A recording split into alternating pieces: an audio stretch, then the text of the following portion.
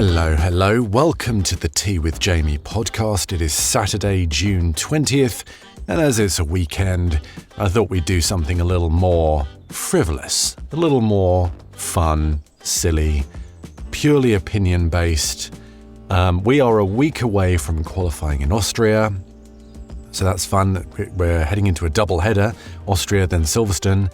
So lots of Formula One action coming up. Then a week off, then we're Spa, then Hungary. I think that's how it plays out. And then we're in the summer. But as we are in now the European season, we've had 2 European races. We're about to head into 2 more. I thought it's about time that we looked at the driver pairings. And we've had some street circuits, we've had some old school circuits, we've had some fast circuits, we've had some slow circuits. We've had a good range of driving styles to analyse with this new era of cars and with our new entrant, Arvid Lindblad. So now is a good time as any to really assess how we think the driver's doing. So this is purely my opinion, for whatever that's worth. So you can play along at home, see if you agree with me. And we'll go through everyone. All right, let's start with Cadillac. I mean, this is pretty obvious, right? Sergio clearly outperforming Valtteri. Consistently over the course of this season, Sergio has looked way faster than Valtteri. I mean, significantly, both in qualifying and in race pace. Valtteri's probably looked a bit better in race pace, but in terms of out-and-out speed, Sergio has definitely got his number. Neither of them have got any points yet. Sergio came so close, but for that error on the restart in Monaco where he started outside of his pit box and was given a 5-second for that, he would have had a point. Cadillac would have had their first points in F1, but he was demoted, and as we know, Alonso was promoted. So Aston Martin are now ahead of them in the table. But yeah, other than a little error like that, you will have to say that clearly Sergio's got Valtteri's number. And Sergio was fast in Monaco. You know, he made some silly errors, like at the beginning where he started in the wrong pit box and then not parking correctly in the restart. So he's going to be kicking himself because otherwise he was pretty fast in Monaco. Fast enough to get up to P10. So yeah, that's a pretty easy one. Let's move on to another easy one. Aston Martin. And I mean, Fernando's ahead in the table because he got that point that he inherited from Sergio in Monaco. So Fernando's got a point, Lance Stroll is still pointless. And I don't know. I know this is beating a dead horse at this point, but I can't take Aston Martin seriously when they have this vanity project going on with Lance Stroll at the team. I know the dad has invested all his money in the team. I know a dad's going to be a dad. I get all the arguments for why it's happening. But how many more seasons is he going to give his son? He's a Formula One driver. He's a pole sitter. He's gotten points. He's been in Formula One for years. I don't know when he started. I don't care. Just give it up. Give it up already. It's embarrassing. It is embarrassing. Yeah, he outqualified Fernando last time out in Barcelona. Wow. That's his big achievement. Sorry to be harsh, but on top of the disaster that is 2026 for them, and the obvious issues with the Honda and the integration and all that kind of stuff, I just find the whole Lance Stroll of it all excruciating. All right, lighten it up, Jamie. Let's cheer things up. It's the weekend. Yeah, sorry about that. Went to a bit of a dark place there. No, Fernando Alonso clearly over Lance Stroll. All right, those are the obvious ones. Let's go for a more challenging matchup. Let's move on to Audi. Now, if Nico Hülkenberg didn't have bad luck, he'd have no luck, right? Perennially 11th or retirement, either before the race or during the race. It's just one thing after another. Nico Hülkenberg still on 0 points. Gabriel Bortoleto, 2 points. He got a couple of points in Australia, finished P9. That was a great start to the season for him. Didn't start in China, and then it's been 13th, 12th, 13th, 11th. So he's had a bunch of 11th places as well. Hülkenberg, his season so far in the main Grand Prix, DNS, 11th, DNF, 12th, 13th, DNF. So actually he's had the same amount of 11ths as Bortoleto, funnily enough. Just so happened that it happened early in the season. So in terms of their performance, it's really, really hard to compare them. There's 2 points in it, and so that really does elevate Gabriel Bortoleto. But I would say performance-wise, I think Nico's got it over Gabriel. Gabriel's fast. He was fast last year. It was very clear. He was really, really good in qualifying. Made a few little silly errors in the races, but he was a rookie. Obviously, that's fair enough. Nico, a very experienced driver. I would say the more complete package, obviously, given his experience. So I would say Hülkenberg slightly, ever so slightly edges it in my opinion. But you can't argue with numbers, right? Gabriel's P17 with 2 points, Nico's P19 with 0 points. So I can absolutely hold my hands up and say, if you disagree, I'm probably wrong on that one. So that's my opinion. All right, so that's Audi. Let's move on to, let's say, Haas. So drivers for Haas, Ollie Behrman, Esteban Ocon. I mean, pretty obvious. This is not a difficult one at all. I'm going to go and say Ollie is better than Esteban. And I think Esteban is fighting for his career at this point. A number of seasons now where he just hasn't really delivered. And he seems like a super affable guy, but he has issues with teammates. He has issues with, seemingly, his team. And I don't think he's ever been especially fast. I mean, I don't really remember him exactly doing anything special. So, yeah, Esteban's P16 in the championship right now with 3 points. He got a couple of points in Monaco, finished P9, and a point in Suzuka, P10. Otherwise, consistently out the points. He hasn't had a single DNF. So his race results are 11th, 14th, 10th, 13th, 14th, 9th, 13th. So in a pretty solid but not spectacular car, he's not really done fantastically well. On the other hand, in the same car, Ollie Behrman is up in P11. He's got 18 points. So out of the 21 points that Haas have this season, Ollie's earned 18 of them. And a big chunk of those came in China. He got 11 points. He finished 5th in China. But he finished 7th in Australia and 10th in Canada. So that's pretty good, considering he's had 3 DNFs this season already. And Ocon hasn't had any. So, I mean, really, to be that far ahead with 3 DNFs, and he was in the races where he didn't DNF and he was out of the points, it was Miami, and he was P11. So he was almost in the points there. So Ollie absolutely outperforming Esteban by a country mile this season. And Ollie is on a fast track to Ferrari, clearly. Clearly he's a great prospect.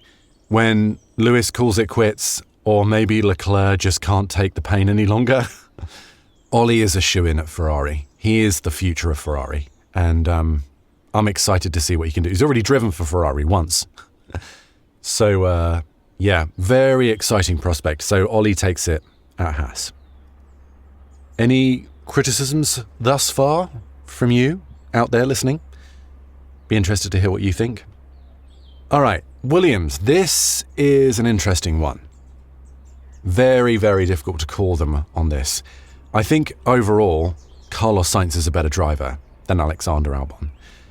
I think that's just the case in general, overall.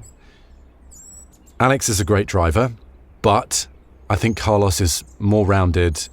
I think he's possibly more of a team leader in every sense of the word. Not necessarily that he takes precedent over Alex, but that he can push the team forward in a way that Alex clearly can do, but probably not quite to the extent that Carlos Sainz can. I don't know whether it's the fact that he has experienced a top team in a more positive way.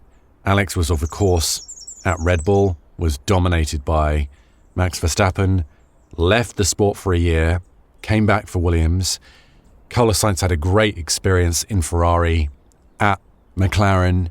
He was good in Renault.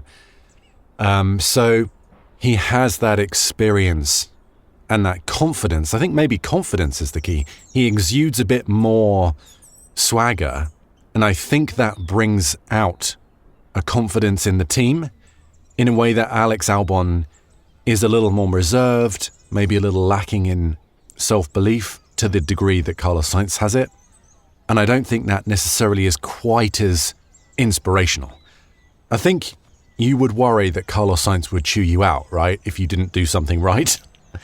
In a way that, Alex seems like a super lovely guy, but I don't think you'd be concerned that he would give you an ear bashing, right?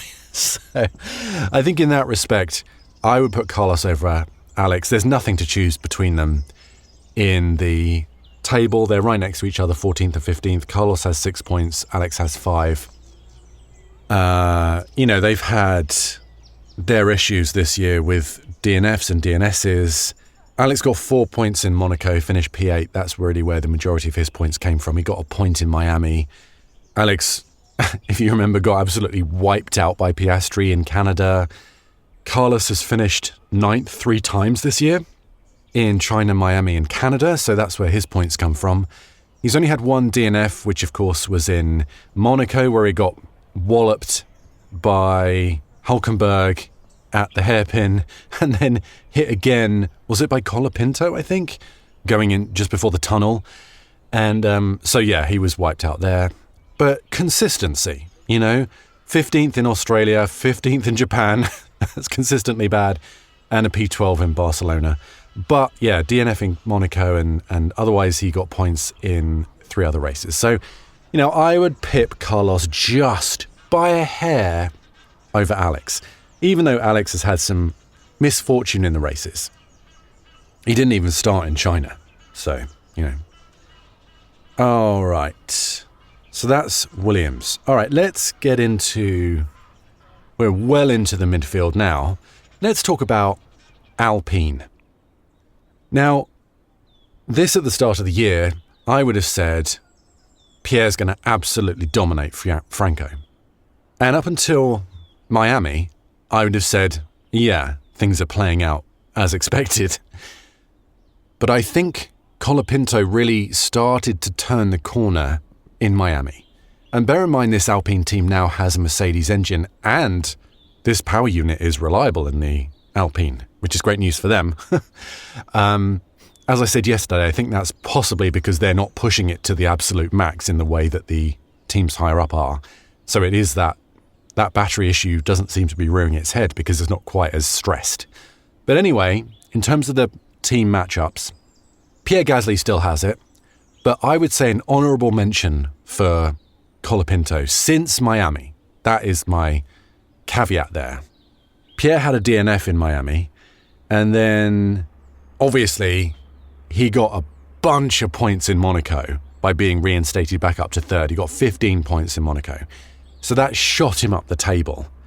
But otherwise they were are fairly close performance-wise. And Franco did well in Canada. He got a P6 in Canada. Didn't get any points in Monaco, so there was a big swing there. And got a point in Barcelona. So he's been pretty good since Miami. A P7, a P6, not great in Monaco, and then a P10. So pretty good for a team outside the top 4. That's pretty solid. The first 8 places, you could say, are almost locked out. Other teams have been led in with reliability issues and stuff like that, but when you consider a seventh, a sixth, and then a bit of an aberration in Monaco, and then a 10th in Barcelona, that's pretty good return when you're not in one of the top 4 teams. So yeah, Franco, very good. Gasly, very good. Obviously, Gasly earned that P3 in Monaco, by the way. I'm not saying he didn't deserve it, but that one race really skews the results and makes it look like Pierre is dominating Franco this season, which I don't believe he is. I think they're much closer, but I would say, particularly getting that podium in Monaco, Pierre's done very well. So Pierre, ever so slightly, I would say, above Franco, but there's not a lot in it. All right, let's move on to Racing Bulls. Liam Lawson and Arvid Lindblad. Now, I will say Arvid Lindblad is doing very well for a rookie season. Liam's in what is third season? Yeah, third season. But Arvid is only 7 races in. So, that's quite the difference in experience. So I would say Arvid is doing very, very well. He's currently P13th in the table with 13 points. He got a big chunk in Monaco. He finished P7 in Monaco, which was fantastic. He got points in Australia on his debut, P8, so we got 4 points there. He's had 1 DNS, so there's only 1 race where he didn't see the checkered flag. But he's been pretty solid. So his race results: 8th in Australia, 12th in China, 14th in Japan, 14th in Miami, a DNS, but then a 7th in Monaco and a 9th in Barcelona. So in the middle there, China, Japan and Miami wasn't great. China just outside the points in P12, and then not fantastic in Japan and Miami, but not his fault in Canada, and then pretty good run, Monaco and Barcelona. So 13 points. His best result, Monaco, by far in P7, was fantastic. However, in the same car, albeit much more experienced, Liam Lawson, superb. Liam Lawson, top 10. He is P10 in the table right now. He's only 6 points behind Isaac in the Red Bull. So he's doing extremely well in the Racing Bulls. Good on Liam, because I didn't really rate him all that much. I know he took a real hit being demoted so cruelly and unnecessarily from the Red Bull team to Racing Bulls. That was absolutely ridiculous. Why would you do that to someone? Absolutely terrible driver management by Red Bull. Either make that call at the start of the season or give Liam at least half a season. Come on. But yeah, he's only 6 points behind in a far inferior car. Let's look at Liam Lawson's recent results. Or all of his results, actually. So he didn't start out too brilliantly in Australia, P13. Then he got 8 points in China. He was a P7. He got a couple of points in Japan, a P9. He didn't finish the race in Miami, so 0 points there. He was a P7, so 6 points in Canada. He was a P6 in Monaco, got 8 points there. And then he was a P8, got 4 points in Barcelona. So absolutely solid. These are the points this season. 8 points, 2 points, 0 with the DNF in Miami, 6 points, 8 points, 4 points. That is solid, consistent. What I was saying before, if you're outside of the big 4 teams, consistently getting points, race in, race out, is incredibly impressive. You should not be snoozing on Liam Lawson this year. He is doing fantastically. And he's qualifying really well as well, which is, of course, helping his end result. So good on Liam Lawson. Great job by him. Okay. Time for the big teams. And the littlest of the big teams, Red Bull Racing. Now, there's not a lot in it in terms of the positions and the points. Max Verstappen is P7 with 55 points. Isaac's P9 with 34. So yeah, there's a chunk there, but there's only 2 places in it. Pierre Gasly sits between the 2 of them. Like I say, that Monaco result really shooting him up the table there. But I would say Isaac is Max's best teammate since early Sergio. Isaac is doing exceptionally well this season. they've both had 2 DNFs. So you can't even say, oh, well, I mean, admittedly, Isak's was 100% his fault in Miami, right? But you could absolutely say that Isak has earned his right to be 2 spots away from Max this season. Admittedly, they're way down. They shouldn't be where they are, given the experience and the winningness of that team. But Max Verstappen, clearly the better driver than anyone on the grid. So yeah, he takes it in terms of performance over Isak, but that's just a slam dunk. But we've got to make this an Isak Hadjar appreciation post. He's getting there just through pure anger and skill, a combo of anger and skill. There was that sign that Isak was going to be good, right, in F2 when he dodged that car in the tunnel in Monaco. That was like, oh, I know it's a silly thing to point out, but I don't know, there was something there that made everyone stand up and take notice. On top of his performances, but I think when he came into Formula One, people were like, him? But being second to Max Verstappen in the Red Bull right now is no criticism, it is just a statement of fact. However, exceptional drives from Isak this year. Okay, that was an easy one. Let's get to the top 3. All right, McLaren. Now, I think it's Lando. Obviously, it's Lando. But you wouldn't necessarily know that from the table. Lando is ahead of Oscar. Lando P5, Oscar P6. Lando with 73 points, Oscar 68. So there really isn't a lot in it, 5 points. Oscar had an absolutely dreadful start to the year. 2 DNSs. He didn't even start the race until Japan. At which point he finished P2, so that was good when he got to Japan. But it's been pretty average. He has been quite consistently behind Lando. Although they are close on points, Lando's had 3 retirements, or DNS one way or another, this season. And when you're finishing higher up in the points-paying position, having a DNF or a DNS really, really hurts you. And Lando's results, if you take out the retirements, are 5th, 2nd and 3rd. Oscar's are 2nd, 3rd, 11th, 5th and 5th. So there really isn't much in it. I mean, it's funny, you look at the results and you don't see that there's much in it. You know, there really isn't. However, which is why they're so close in the table. But however, Lando has just looked more comfortable this season. At any point in any session, you'd think, generally speaking, Lando's got to grips with the car more so than Oscar. But then I look at the results and I'm like, no, Oscar's there. He's there. So this is a confusing one.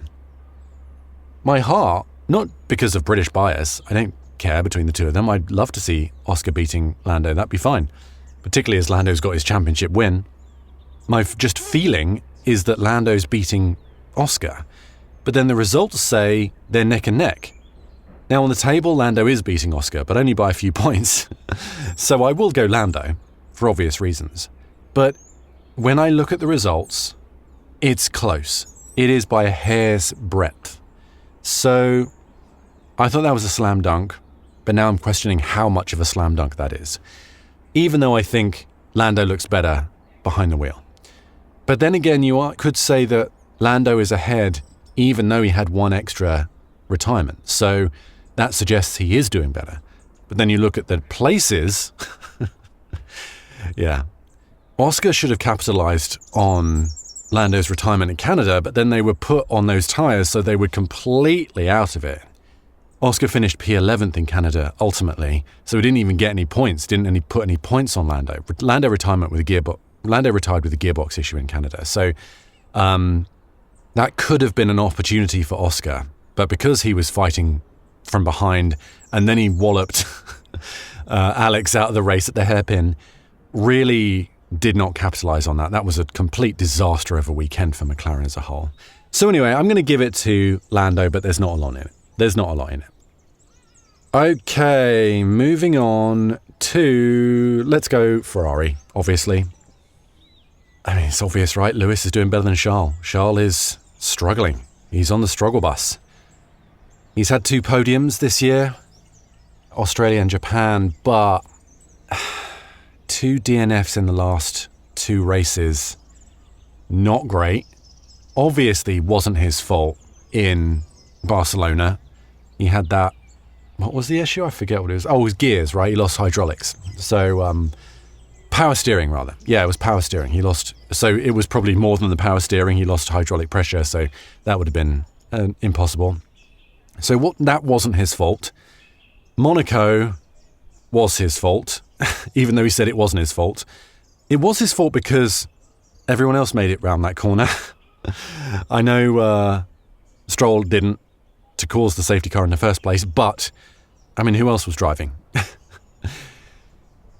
So, yeah, I mean, disaster in Monaco, disaster in Spain, looked hopeless in Canada, spun in Miami, got P3 in Japan, which is pretty good, just out the points, had a great fight with Lewis in China, was P3 in Australia, so it's gotten progressively worse throughout the season for Charles, and I don't know if that's a psychological thing, I don't know if that's a car development thing, I don't know if it's a driving style thing, possibly a bit of all three. But Lewis has absolutely gotten stronger over the course of the season, and Charles has just gotten worse. Or his season has gotten worse, put it that way. So Lewis's season, no retirements, absolutely solid. These are his race finishes. 4th, 3rd, 6th, 6th, 2nd, 2nd, win. That, when you're not driving the fastest car, is pretty solid. 2 6th place finishes in Japan and Miami, not ideal, but okay, not bad. Yeah, I mean, Lewis, this is one of the easiest ones. This is sort of an Aston Martin or a Red Bull situation. Super, super easy to decide. Lewis clearly beating Charles this year. And his consistency and his reliability. You know, they had that massive advantage on the starts at the beginning of the season, but then were just falling away. Now, while they've lost that advantage on the starts, to basically they're still solid and predictable and reliable, but they don't have that massive advantage. They're basically just good. Now their race pace looks great. Be interesting to see what happens when we get to tracks with long straights. Not necessarily going to show up in Austria. Yeah, there is that sort of, was it 3 to 4 section going up the hill, which is a pretty flat out section with a little kink. They might struggle a bit there with their sort of reduced turbo size. But otherwise, the rest of that track should be absolutely meat and potatoes for them. So I foresee Ferrari doing pretty well there. Yeah, can Charles come back in Austria and then in Silverstone? Obviously, Lewis is going to be expected to do well in Silverstone. He always does. Another track that should do pretty well. Doesn't have a lot of slow corners, but them doing so well in Barcelona suggests to me that they might do pretty well in Silverstone as well. So yeah, Lewis clearly ahead of Charles. And then finally, the biggie. I mean, again, pretty much a slam dunk, right? Kimi Antonelli, definitely better than George. George, incredibly bad luck. And I would say incredible bad luck in Spain as well. You know, with that issue with them not adjusting the front wing correctly. And then he just lost pace at the end of that stint. And wasn't particularly comfortable on that hard tyre, but didn't look like he was going to be dominated by Kimi.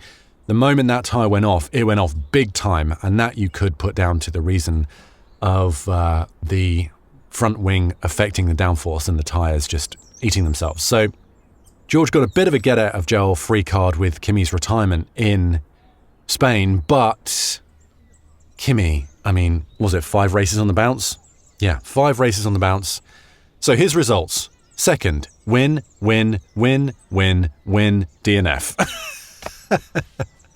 Incredible. Absolutely incredible by Kimi. What a season by that kid. Irrespective of George's bad luck. I mean, he had a bit of bad luck in Spain, let's be honest. So he was heading for a P2. Absolutely incredible by Kimi. Easiest decision of the day. Who do I think is going to end up ultimately ahead at the end of the season out of those two? I think probably Kimi. I think with that DNF, he probably, in a way, breaks that run and can now, as if that kid wasn't under any pressure already, I feel like even having that DNF relieves the pressure that bit more, because he's not like, when will the run finish? Well, I think he's just going to come to Austria. He's going to go to Silverstone. He's just going to be driving the wheels off those cars, that car, and at those races. There's the plural. But I think Kimi possibly will finish ahead of George. I think George will come back, and I think he'll give him a run. I think George might get his own run at some point, and then we'll be like, hello. But if this ADUO situation really benefits Ferrari, obviously Mercedes have an ADUO as well, so maybe they'll improve. Maybe they fix their battery issue. They can crank their their power unit back up. This is going to be, as I said yesterday, a yo-yo season. Not just with the drivers, but between the teams as well. And I think pretty much now we're a straight shoot between Mercedes and Ferrari. McLaren are there or thereabouts, but don't look like anywhere close to either of those two teams in practice. And Red Bull can't even upgrade their power unit. So what's going to happen with them? And if they get this bad news that Max is leaving, team morale, I mean, goodness me, this could be a pretty atrocious season. And this could set the stage for a significant downturn for Red Bull. I really don't wish this to be the case, but if Max does leave, I mean, they've got this brilliant bright spark in Isaac Hadjar, for sure. And maybe, as I keep predicting, they'll have George driving for them next season, if this does indeed pan out that way. But this is going to be fascinating this season. We're so used to a team dominating. If it wasn't the Red Bulls under Max, it was then the McLarens. And of course, prior to that, it was the Mercedes. It's been a long time since we've had these big swings throughout the season of dominant teams and potential and unknown, even within the driver lineups, but also across teams. This is such an exciting season. I think we're taking it for granted that we don't know what's going to happen. Yeah, I'm very excited. So those are my suggestions for the team pecking orders. I'd love to know what you think. Send me a message online if you disagree. You have serious problems with my suggestions. But I just thought that was a little bit of fun for a weekend episode. Yeah, that's what I have for you today. I will be back again on Monday. I'm going to take a day off tomorrow, as I usually do.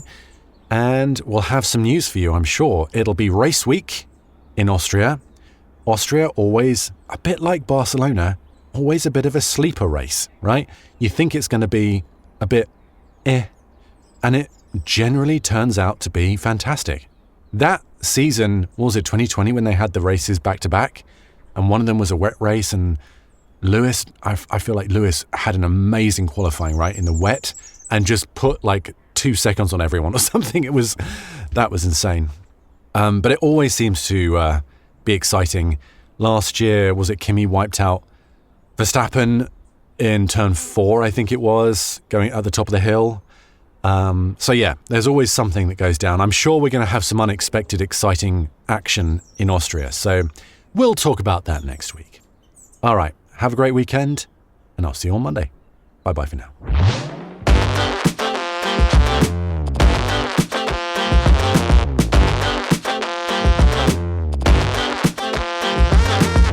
I've been your host, Jamie Muffett. You can find me on social media for more of this rambling nonsense under my name or F1_Jamie.